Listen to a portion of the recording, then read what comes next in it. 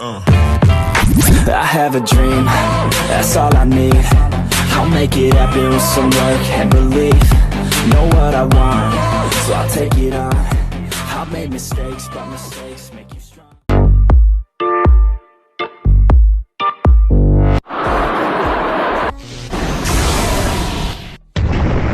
Today we are going to discuss king pawn endgames. This is a very common end. Trap your opponent like this and checkmate him in the first few moves. That's such a great feeling, right? Well, in this video, I'm going to show you 6 amazing chess games where some really strong players got checkmated in the opening.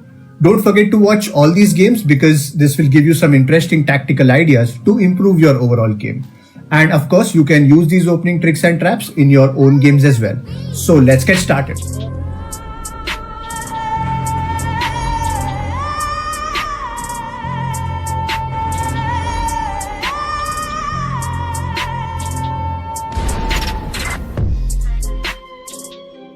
Let's begin with this game. It starts with the king's pawn opening, e4, e5, followed by knight f3, knight c6, and knight c3. This is the 3 knights game. From here, black decides to go for g6 with the idea of bishop g7. Then we see d4 attacking the center, e takes on d4. The knight is being attacked, so white plays knight d5. Black develops his bishop on the long diagonal, bishop g7. Now comes bishop g5 attacking the queen. Black plays knight g to e7. A better move would have been to block with this knight because as you will see later, this is an important square which this knight was defending. But anyway, black blocked with this knight. And now white starts setting up his trap. He goes for the knight sacrifice first. Knight takes on d4. Black has 2 attackers whereas white has only 1 defender, and that is the queen. Now black can take either with the knight or with the bishop. If he takes with the knight, then bishop e7 and the queen is gone. Therefore, he decides to take with the bishop. But this is now completely winning for white. Can you find the winning combination? Let's see. It starts with the queen sacrifice. The main idea is to eliminate this bishop from defending the f6 square. So queen takes on d4. And after knight takes queen, white plays knight to f6 check. Look, that's what I was talking about. This f6 square is going to be very important and black does not have any pieces to defend it. Anyway, now king f8 is the only legal move. And finally, we have bishop h6 and that's a checkmate with just a knight and a bishop. Alright, let's move on to our next game. White starts with e4. Black responds with e6, the French defense. Then white consolidates the center by playing d4. After this, black plays pawn to d5. He is trying to attack these central pawns. White plays knight to c3, adding a defender. Black captures and white recaptures with his knight. We have now reached the Rubinstein variation of the French defense. Now here, black goes for knight to d7. The idea behind playing d7 and not c6 is that when he develops this knight and if white captures, then he can take back with this knight and he does not have to bring out his queen. But anyway, white went for knight f3. Then we see knight g to f6 as expected. And now white did not exchange knights. Instead, he placed knight to g5 attacking this weak f7 square. Then bishop e7 by black, preparing to castle on the king side. And now white decided to go for the knight sacrifice. It seems like a calculated risk because after king takes, white can give another check and then he can take this pawn as well. So that's what happened in the game. Knight takes, black had to take the knight because his queen was hanging. Then knight g5 check, and now black had to move his king. King to g8 is the most logical move because you don't want to get your queen trapped after white takes this pawn. Therefore, black played king g8, then knight takes on e6, attacking the queen. Black moved his queen to e8 as expected. Now the next move from white is quite obvious. Knight takes on c7, poking the queen and rook. Black is in deep trouble, right? Not at all. This knight c7 move actually finishes off the game right away. Can you find the winning move for black? Yes, it is bishop to b4. It's a double check, and believe it or not, that's a beautiful checkmate. You're enjoying this, right? Well then show your support and hit that like button below this video right now. Now let's move on to our next trap.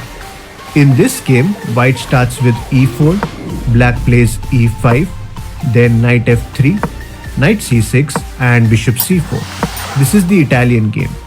Now black plays knight f6, attacking the e4 pawn, and white responds with d4, opening up the center and threatening this pawn on e5. Black takes, but white does not take back. Instead, he castles on the king side. Even though white is a pawn down, he has a very good position. Most of his pieces are developed, and plus he has this dangerous rook which is eyeing down this e file. Because of this rook, it is quite risky for black to straight away take this pawn. Therefore, he plays h6, preventing the idea of bishop g5. Now in this position, white played a strange looking move, knight to h4. It's not the best move, but his plan was to entice black to somehow capture this pawn. The point is that when knight takes, this diagonal opens up and the queen is attacking the knight. Therefore, white won't be able to straight away play rook to e1. So black grabbed the opportunity with both hands and took the free pawn. And now white really started to push the pedal. He went for queen h5, threatening a mate on the next move. To prevent this, the best move for black is queen f6. But I guess he didn't want to bring out his queen. Therefore, he goes for a very natural looking move, pawn to g6. But that's a big mistake. Let's see how. In this position, white plays bishop to f7 check. He has to capture, because if he doesn't, then he's in big trouble with all these pieces attacking the exposed king. Therefore, king takes bishop, and now can you find the winning continuation for white? Well, it's a simple mate in two. First queen g6 check, king to e7 is the only legal move, and then knight to f5 is a checkmate, and that's game over. Alright, let's check out trap number 4. The game starts with e4, e5, knight f3 and then d6. We have the Fildor defense on the board. White plays d4, attacking the center, and now black tries the Fildor counter gambit, which is pawn to f5. White played the best move, bishop c4, eyeing down this diagonal and also preparing to castle. Black takes on d4 and e takes on f5. Now this e file is wide open, so black goes for queen e7 check. White could have blocked with the bishop, but he plays king d2.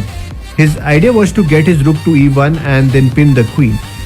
But black does not care about that and plays pawn to g6. White was on top of the moon and he straight away went for rook to e1.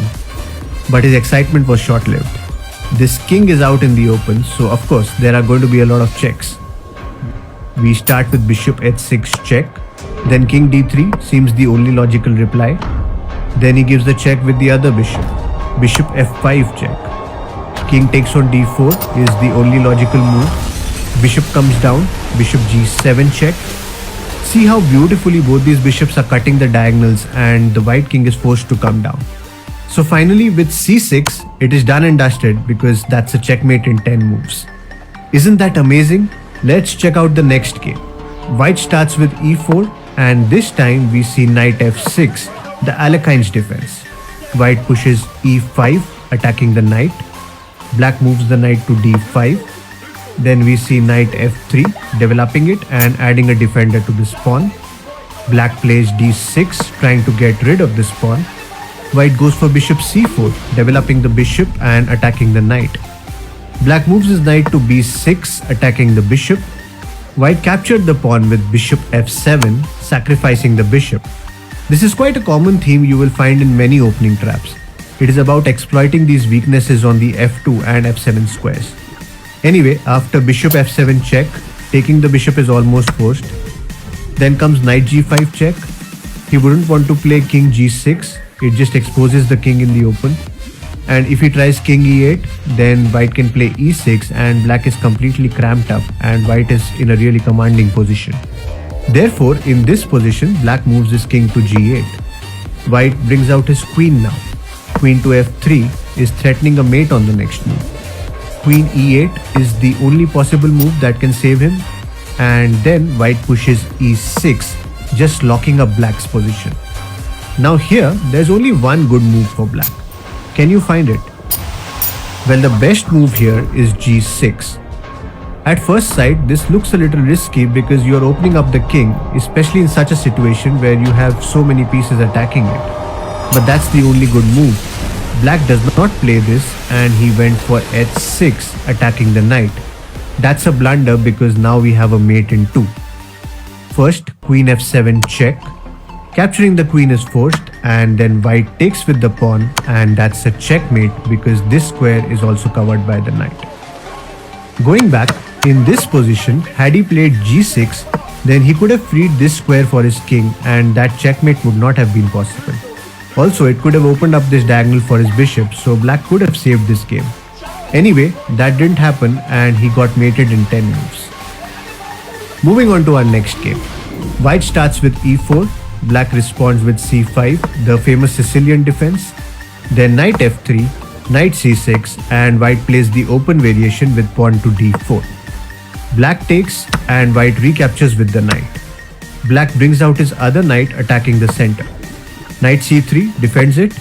Then we have d6 making way for this bishop. White goes for bishop g5, positioning it on the queen's diagonal. Black plays a6, covering this square. He wants to stop white from advancing all these pieces, so a6. Now we see queen d2, giving himself an option to long castle and adding a defender to the bishop. Let me know in the comments if you have been successful in playing the Tennyson Gambit. Hit the thumbs up if you like this video. Don't forget to subscribe for more such chess videos. Thanks for watching and I shall see you in my next video.